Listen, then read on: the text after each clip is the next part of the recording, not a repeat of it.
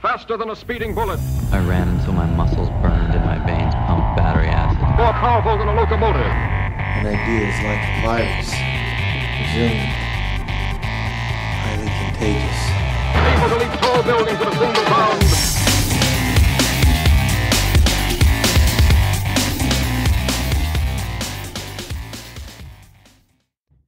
All right, ladies and gentlemen, welcome to the Better Humanology Podcast. Jerred Moon here with Joe Courtney. What's up, Joe? Hey, man, are you super pumped? I'm super pumped, always. Always. Funny, I just did some podcast interviews, and Ron McKeefery, and she's probably going to be published the week after this one, we had a discussion about the difference between passion and emotion. And I'm super passionate, but almost emotionless. And so my super pumped is very different than what people expect. But Half-hearted super pumped? well, it's a real super pumped internally, but externally, I'm not I'm not a hype guy. I wish I was, though. I do. Yeah, I hear you on that. You wish you're a hype guy? No, I think I can be, but I'm just not. I just the emotion part. I'm an idea man. I thrive on enthusiasm. All right, so what we're going to be talking about today is the Spartan race. So anyone who doesn't know, Joe and I and other members of the Garage Gym Athlete crew all met up in Asheville, North Carolina to take on a Spartan Super, which was really cool. It's 9 miles worth of obstacles and mountains and water. Joe's holding up his medal for those watching the video. And so we met up in Asheville, and it was really cool. It was a really fun experience, especially meeting up with, basically this online community of athletes. We had like 10 plus people there, right? And some other people there that we lost or couldn't find because their cell phones didn't work at all in the mountain. But yeah, it was a lot of fun. So we're gonna talk about that today. Go over some kind of a recap of the Spartan race in general, and we definitely want to do more of these as a community. It was a ton of fun. But we can't start the show off without at first discussing, some book recommendations and some challenges. So, Joe, we'll both do it. So let's start with a fitness challenge, and I'll let you go first. So this is one I actually thought about during the race. I think we were talking with Alan, but just the sheer pump and the endurance that your legs need for going up the mountain and doing all those things. I think incorporating a whole lot of lunges into your routine. So do I wouldn't go as far as to say our half mile for humanity workout, but it's a quarter mile. Is it? Yeah. Yeah. I hope you've been doing half mile for humanity. That's awesome. Exactly. See, that's how you got to prepare. But slap on a weight vest or get some weight, or even do it unweighted, but do just a quarter mile lunges. Just try and keep unbroken for time as fast as you can. That is a great fitness challenge. I think my fitness challenge being the, Spartan-esque that we're kind of go with here would be bar hangs. Just a lot of bar hangs. So you can do fat bar, normal pull-up bar, really just see how long you can hang in different positions. So hang weighted, hang with your arms extended, hang with your arms bent. There is a ton of grip. Wet. Yeah, wet, slippery. And that's what I jokingly said that to one of the athletes when we were going through the race is like, you can have a great back squat or be really fit, but what the Spartan race does is it kind of takes some of those benefits away, because you could have the strongest legs in the world, but if you're on an unstable or slippery surface, you can't really utilize your leg strength as much as you can. And then same with rings or bars and all that stuff that we were traversing in the mountain is, if it was dry and your hands are chalked up, getting across the monkey bar is super easy, right? But add some mud and water to that, and it gets a lot more challenging. So, yeah, I'd say some grip work, because that was intensive during the race. Oh, yeah. All right, how about a mental toughness challenge? So just like you would in a Spartan race, you're not going to have your headphones. So do a workout, preferably a longer, maybe a running workout, but don't bring any music. Yeah, the no motivators workout. I love that. No music. I think for my mental toughness challenge, I would do something along the lines of trying to keep it, like I said, Spartan again, is work out wet and cold. I think that would be fun. One thing I like to do is if it's raining outside, use that opportunity not to be like, oh, it's raining, I got to change my workout or whatever. Like, use that as your run day. If you have running in the programming that week and it happens to be raining outside and there's no lightning, safe rain, then go ahead and go for that run out in the rain. Just get absolutely soaking wet and become better for it. That's my mental toughness challenge. Yeah. All right, dude, what are you reading? I know you've been reading a lot lately, especially this year. Mostly fiction stuff. So if anybody wants to pick up a new fiction thing, do that. But I just finished Conscious Coaching, and it was a good one. It's really good for anybody that deals with athletes and people in person. And if you're struggling to reach somebody that has a different personality trait than you or that you're not used to. That's awesome. For me, I don't have any. I finished a couple books lately, but what I'm doing right now is going back over a lot of books I've already read. And so some of my one book on my list, we had what's his name from Black Box here in DFW. I know who you're talking about. Yeah, Dutch Lowry. Yeah, Dutch Lowry from the podcast. He recommended Parenting with Love and Logic.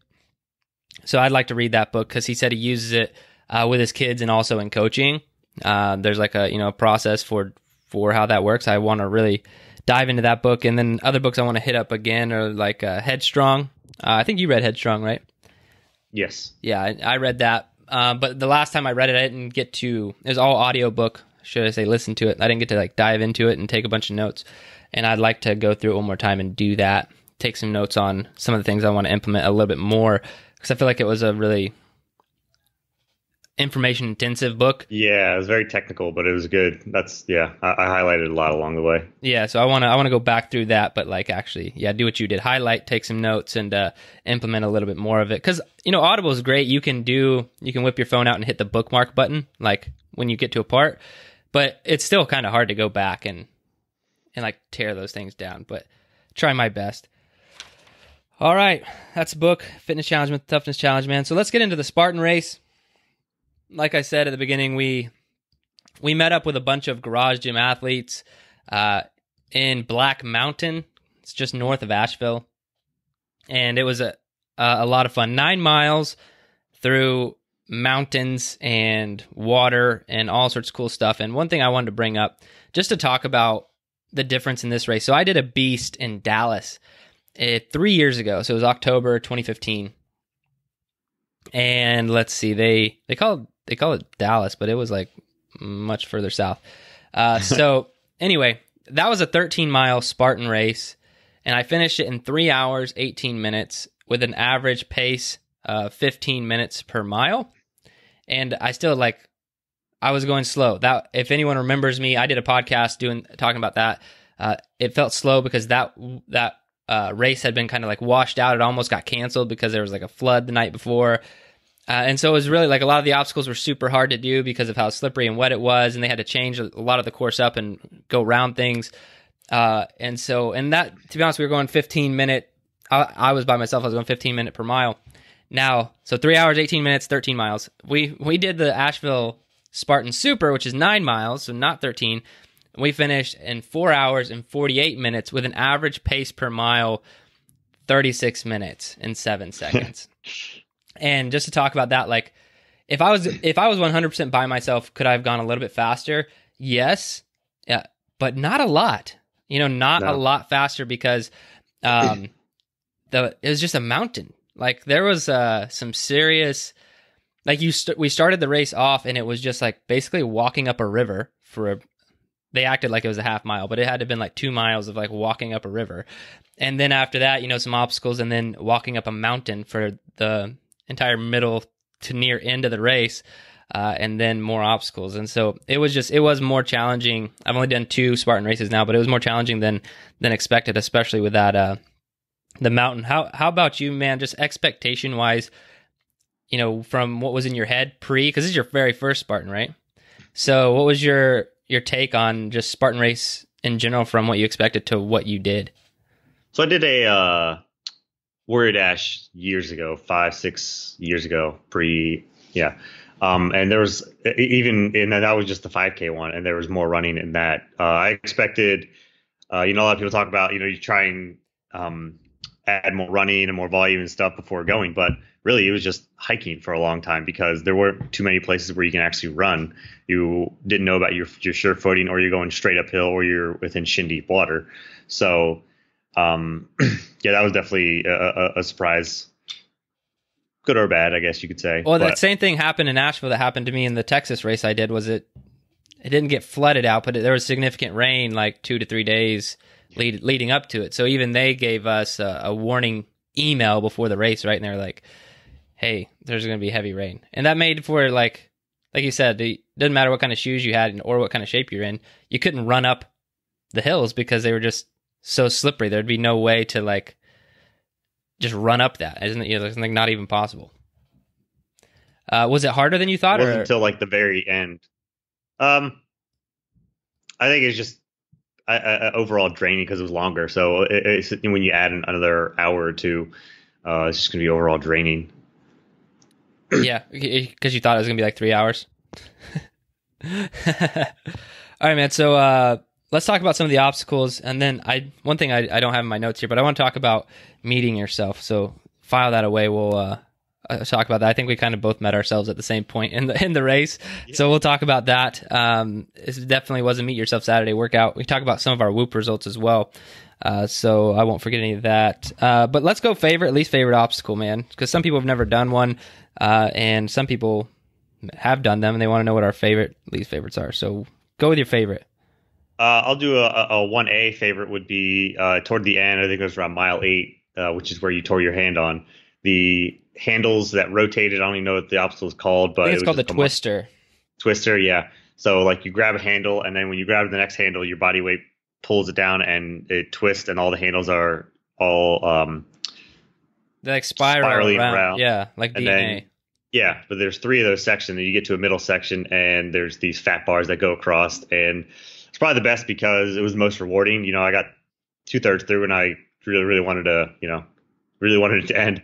But I just knew I had to hurry across, and then I got and rang that bell. Yeah, so that's favorite. And what's your least favorite? It's probably I'd say the monkey bars, because they were so fat and they were so far away, and it was one of the ones I failed. Nice. Right, coming right out of a river. So my favorite would probably be. I like your reasoning for liking the twister, because I do agree with that. It's probably my most rewarding obstacle, because I think I tore my hand halfway through and was bleeding all over the place, and then still finished it. So I'll agree with that being my favorite. My least favorite is that damn bag at the end. They always do it at the end. That what is it, the Herculean hoist. Yeah, so I don't know how high it is, but you have this rope that goes up to this apparatus. It's probably 20 feet tall, and it's on a pulley, and the bag is at the bottom. So you have to pull the rope as hard as you can. The bag needs to touch the top, and then it comes back down. For anyone trying to picture that, but the bag is really heavy, and the rope is soaking wet and muddy, and it's the worst. It's the worst one, and even worse for me this time because my hand was torn to shreds, and ropes were not my friend at that point. So definitely my least favorite. But I also remember when I did the Beast, and a few years ago, I hated that one then too. I was like, it's like I said at the beginning, like all this stuff would be a lot easier if it wasn't wet and muddy, right? But that's not me complaining, but that's part of the whole Spartan experience, right? Is like, overcoming these challenges and things not being perfect. Yeah, but definitely. That'd probably be the hardest one. I would think, because I had to figure out how to even get it started. I was like, I tried to pull it, and it's like, oh, the bag went nowhere because my hands just slid right down. And I was seeing people step on it, and then once you get it started, it's like, okay, I'm starting to get to a dry patch, but this thing is really heavy, so I just can't stop. Yeah. And I thought, so when I did the Beast in Dallas, I thought the hardest obstacle at that time was the bucket carry. It was full of rocks, but I think they made the bucket lighter, to be honest. I don't think I could actually look. I'm not that much stronger, probably around the same.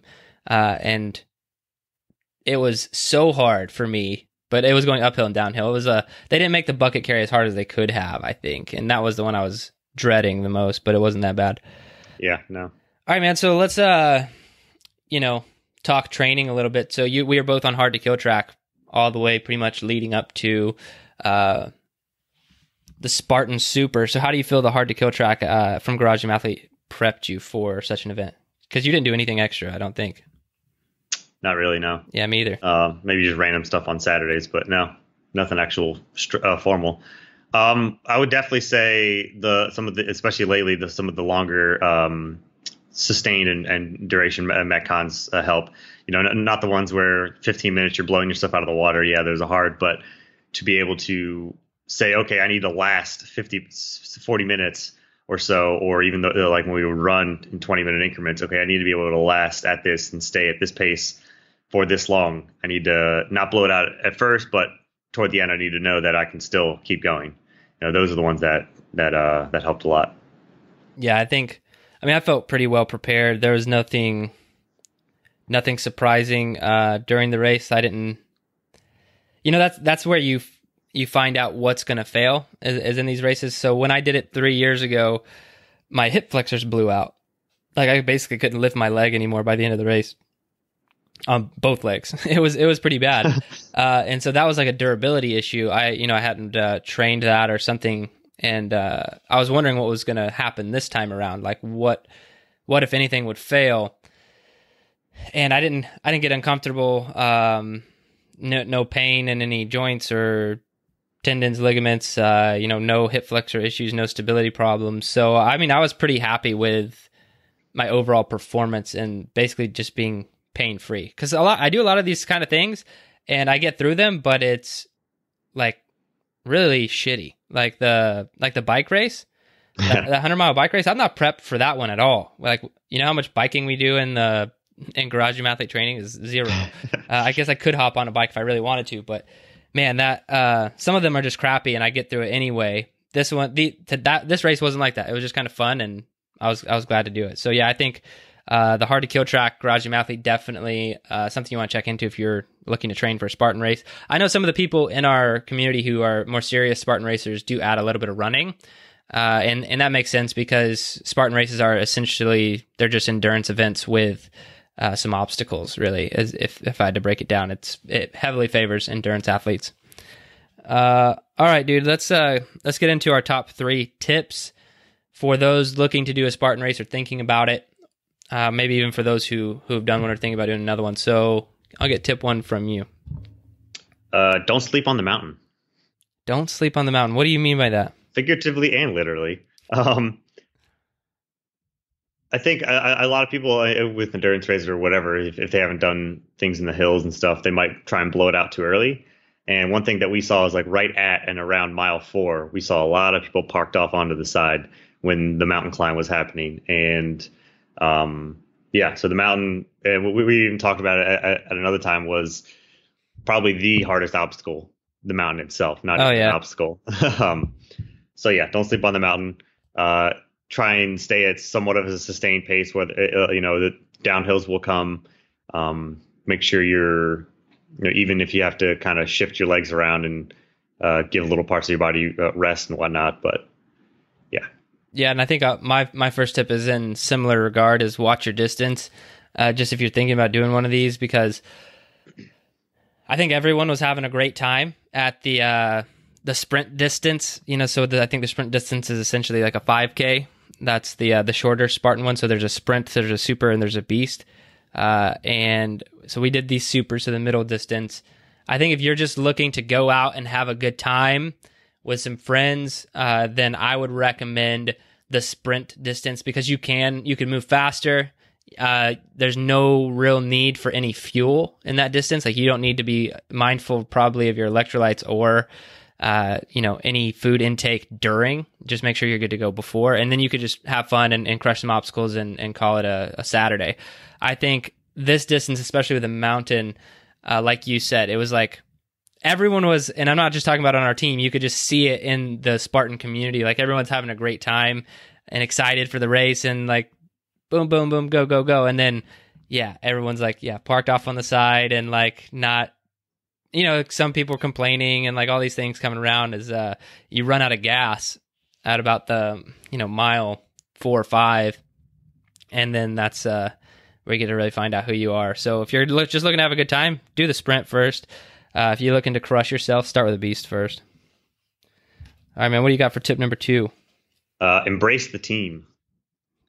I think one of my favorite parts about doing it itself, it wasn't just the push and the reward after, but doing it with the team and mingling with people as you're going through, especially for 9 miles up a mountain for, you know, 5 hours. That definitely helps a lot. And even if it's your first one or your second one or whatever, going through the obstacles and helping people through the obstacles if they need help, or just setting or if you've already done one, trying to set an example and teach people how to do those and stuff, I think is really good. Yeah, and the thing I loved about our team of Garage Gym athletes going through this was, you know, I'm always observing people and kind of like gauging things, you know, because I wanted to make sure everyone was pushed, but not pushed too hard, and everyone was having a good time and looked out for it. But one thing I like to notice when I'm in situations like this with people is what happens once they get tired, and you know, what do they start doing? And normally what happens is people get tired and a little bit frustrated with certain things, and they'll start complaining a ton. And you can just tell. And that did not really happen with our, like, people would jokingly say like sarcastic things like, "Oh, good, another hill." But, you know, that's just trying to like lighten the mood and have fun with it. No one was like significantly, really at all, complaining. So it was such a fun group to be a part of. No one like ruined it with a bad attitude. Everyone was super positive, and yeah, it was just a lot of fun to be a part of. Now my second tip, if you're, you know, thinking about doing this race, mine are a little bit more tactical. Yours are a little bit more big picture, which is good. I mentioned it as grip work, and that's just because I have pretty good grip strength and upper body strength. So a lot of the obstacles were not super hard for me to get over, and it's probably for those reasons. But by the end, like, I could feel it in my forearms. Like, they were starting to feel pretty blown out. I was actually surprised at how much, and I'm not just talking about upper body, I'm talking about grip specific, like just grip work, like mountain climber type stuff. And that's something we don't really train a ton of, other than doing like farmer carries and stuff like that.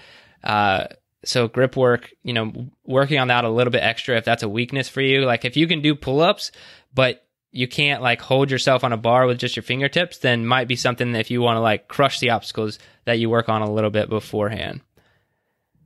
All right, man, how about tip number 3?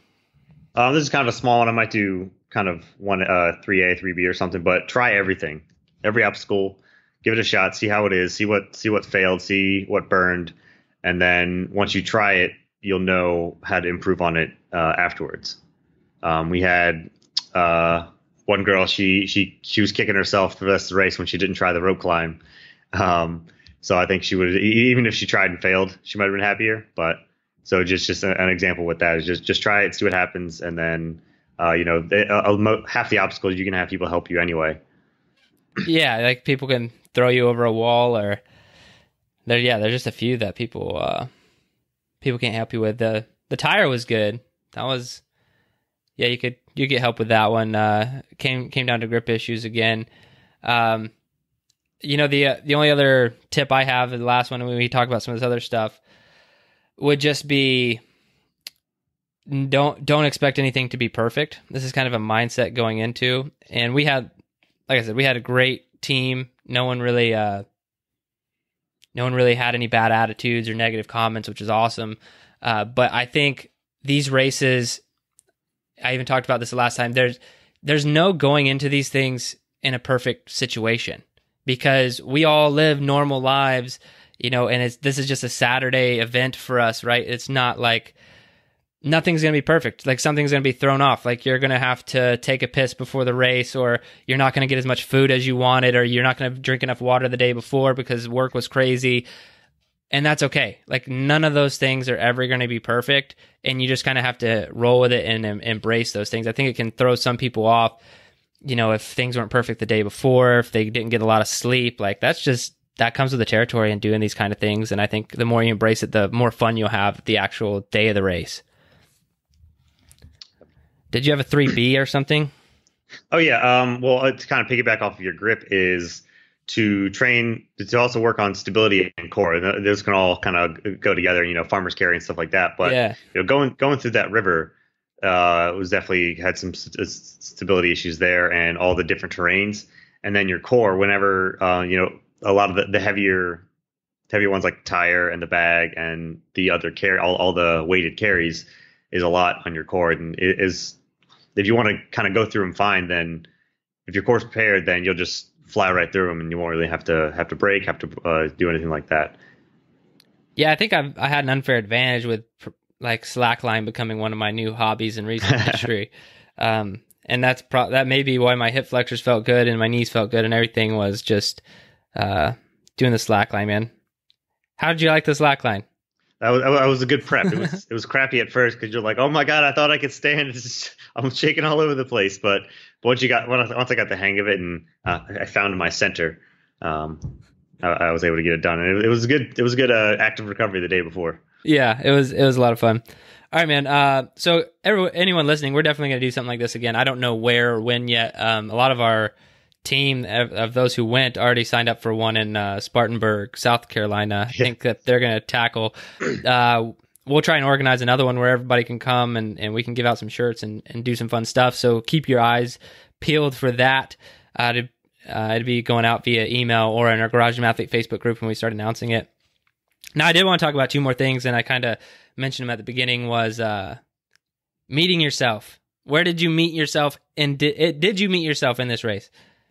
Starting the mountain climb when our fuel ran out.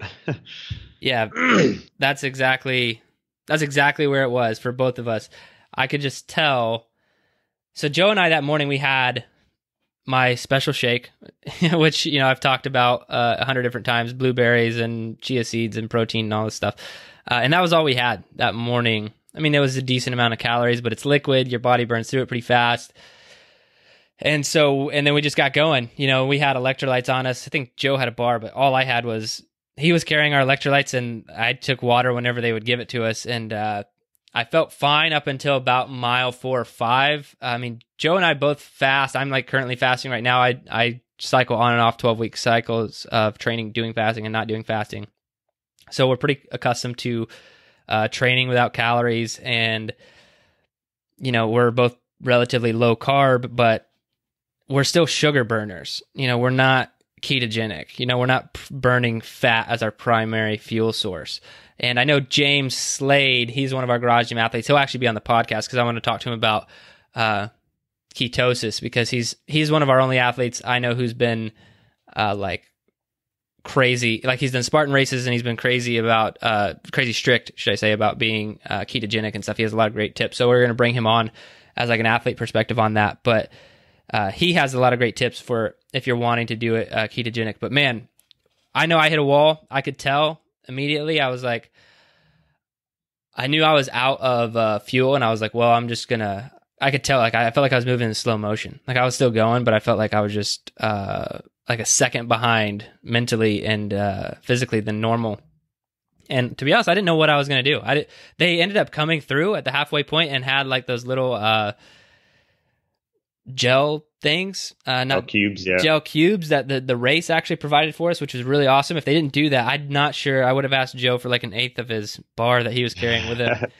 So something to keep in mind, because I would have made it, but I would have been going slow the rest of that race if I didn't get some sugar. And it was funny, after I had, I don't know, whatever, 20 grams of sugar, I was like, all right, let's go. Like, I was good. Yeah. I was good for the rest of the race.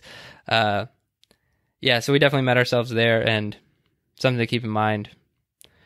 All right. Whoop. I want to talk about Whoop just for a minute. You have your phone on you? Yeah. Yeah, so let's... I kind of remember my stats, but... Yeah, I kind of remember it too, but I'm going to pull it up. Yeah.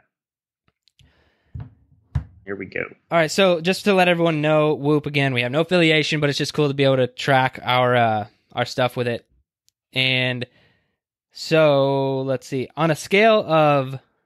There's two types of strain on the Whoop. There's a day strain, and there's an activity strain. And the highest score is 21. And so to give everyone like perspective. So what was your activity strain for the race itself? 18.6 out of 21. 18.6, and I hit 20.0 out of 21, which is crazy. But you have to note that Joe's heart is like, like it needs to be studied. Like it frequently just beats at like 31 beats per minute. So that's why I just power down a little bit to save. Yeah. And what was your overall day strain? 19.7. Okay, yeah, mine was 20.5, which is funny because I only get half a point more for my day. But and then what happens? and what's more funny? What's funnier is next day. What was your recovery the next day? I think it was 4%. Yeah, mine was 11%. So I go to my Sunday. It was 4% on Sunday, and then I wake up on Monday or later on, and that day is completely wiped out. I don't have any data on that day anymore. Oh, weird.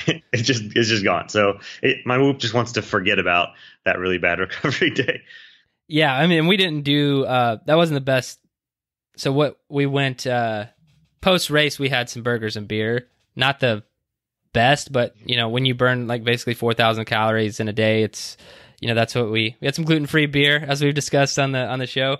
So yeah, 11% recovery, and Joe had a red-eye flight, so we also didn't get any sleep. Yeah. It says I woke up for the day at 2:50 a.m. that day. Is that true? Yeah. Maybe I did. Damn. Yeah. So 48 hours. I had a red eye there. Only like 3 hours of sleep.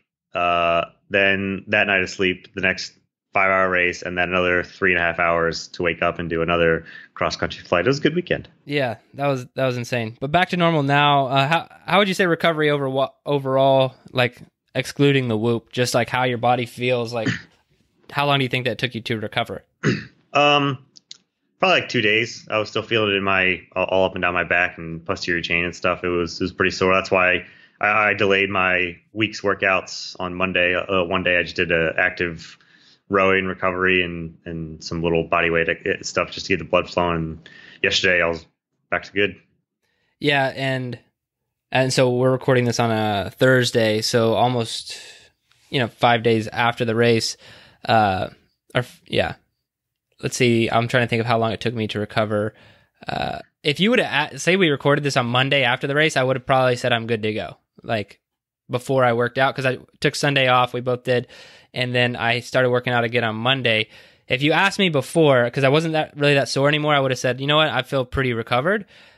But my week has been kind of jacked up fitness wise, and this, but I'm traveling right now. I'm back in Dallas. And so I'm on our no gear track, which is all body weight stuff. And I brought a kettlebell with me because I drove my car from Asheville to Dallas. And so I'm throwing the kettlebell in there a little bit too, but I just don't have a garage gym at the moment. And my legs have keep seizing up. Like they're not sore, but they keep cramping. Like I don't know if I'm just severely dehydrated or if it's a lingering effect from the race, but I feel good, but my performance during workouts is kind of off. It's weird. All right, man. Now the big question, would you do another one? I'd probably say yes. I've gone back and forth, but yes, if I want to, or no, just because it was pretty monotonous after a while. And then I told somebody there were obstacles in the race, and then there were just things that got in your way. Right. That I was like, okay, I don't know why this is here, but I'd probably do it. I'd do it definitely with a group, for sure, because the group is what really made it, and it was great to do that.